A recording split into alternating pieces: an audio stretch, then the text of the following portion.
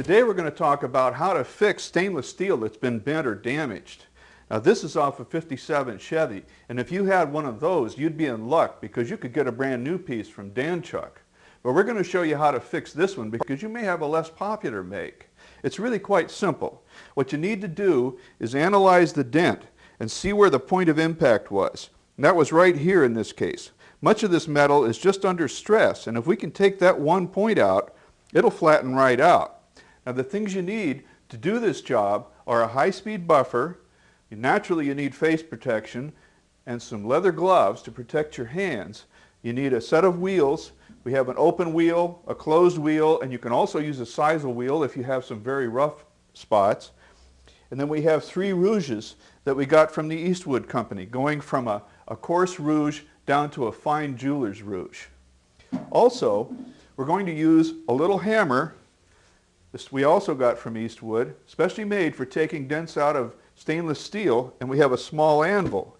But we're going to start on this block of wood here so we don't end up putting more pits into the metal than we have to. Okay, now I'm just going to place the piece of metal on this piece of wood here to back it so we won't make dimples, and then I'm going to hit it right at the point of impact, and I'm just going to tap. I'm not going to pound on it because I don't want to make dents that'll stick out on the other side and be even more trouble.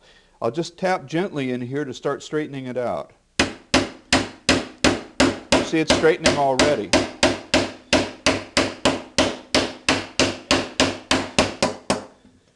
Okay, what I'm doing now is backing my work with this little anvil and just taking out some of these dimples and high spots. That looks pretty good. Okay, next I'm going to use some coarse sandpaper and just finish it off here and level things out. There will be some little dimples and some little low spots that need cleaning up. Okay, that looks pretty good.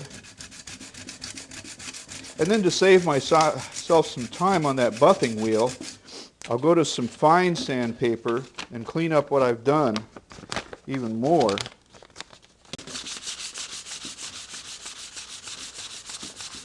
So it almost gets to a satin finish before I even go to the buffing wheel.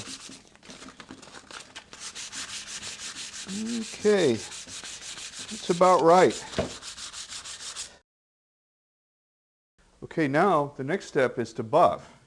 We've got our part down to where it just needs a little cleaning up.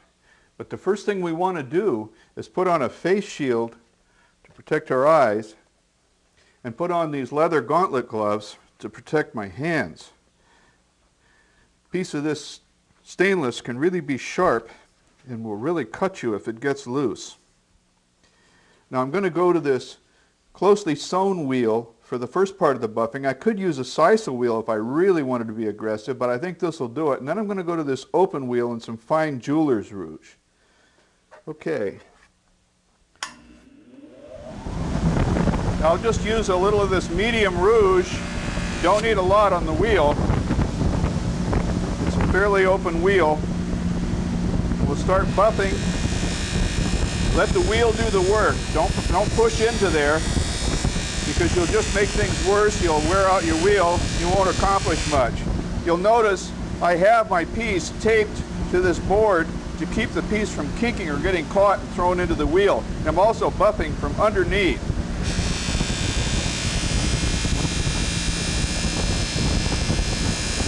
Looking real good. It's amazing what you can do with stainless. It's such resilient stuff.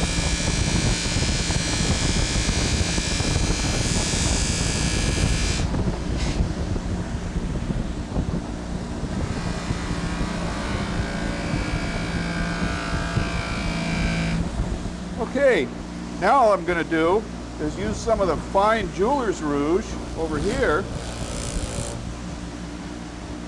and clean it up.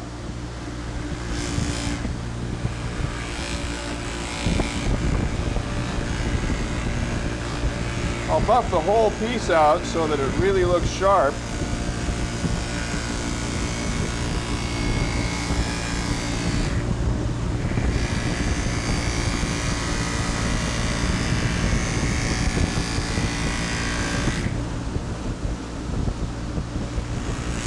As I said before, you just need a little bit of the rouge.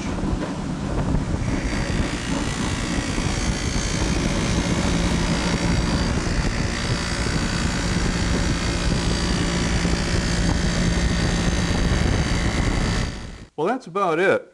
As you can see, with a little more buffing, this piece is going to be better than new. All stainless steel repair requires is that you take a little time and use a little patience and a few hand tools, and you'll have a beautiful job. Now, if you want to learn more about it, you might want to pick up my Tri-5 Chevy handbook here. It'll tell you everything you need to know to restore your Tri-5 Chevy.